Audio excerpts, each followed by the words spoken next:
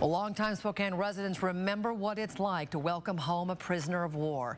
In 1991, Air Force pilot Dale Storr was held captive by Saddam Hussein's Republican Guard for 33 days, enduring torture and even getting bombed by American warplanes.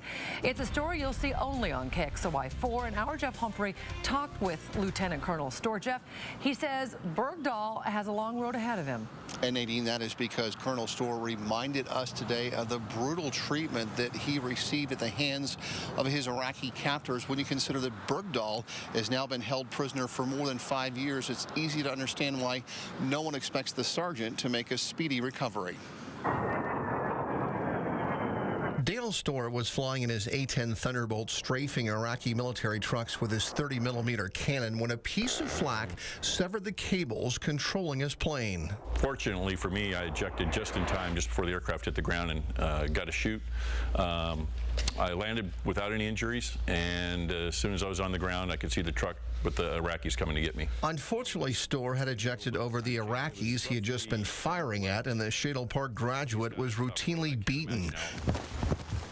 He says the training he received at Fairchild Survival School helped to save his life. Yeah, they did break my nose, my eardrum, dislocated my shoulder. Yeah, there's a lot of beating going on, but like I said, you can't train for it, but you can prepare for it. Storr spent his first week of freedom with doctors and psychologists aboard the Navy hospital ship, the USNS Mercy. He expects Bowe Bergdahl will need a lot of treatment as well. You know, we got some of the best docs in the world. They're going to help him, pull him through this.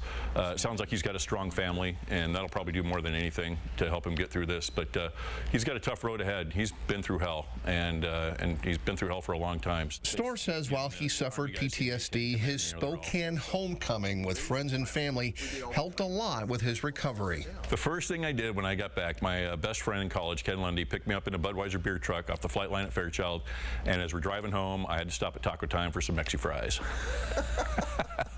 I was craving those things, man. I love those things. Colonel Storr, Nadine, says that his captors lied to him and made so many false promises that right now the big challenge for the Americans trying to help Sergeant Bergdahl will simply be to earn back his trust. Storr says that he didn't really believe that he was in the process of being released until an F-15 pulled up alongside the Red Cross plane that was flying him out of Baghdad. Reporting in Spokane, Jeff Humphrey, KXLY4.